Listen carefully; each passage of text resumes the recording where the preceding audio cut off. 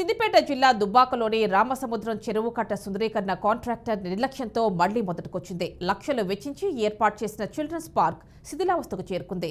చెరువు కట్టపై పెరిగిన గడ్డి పిచ్చి మొక్కలను అధికారులు తొలగించే ప్రయత్నం కూడా చేయడం లేదన్నారు. అధికారులు ఇప్పటికైనా నిధులు కేటాయించి చిల్డ్రన్స్ పార్క్ ను పునరుద్ధరించాలని ప్రజలు కోరుతున్నారు.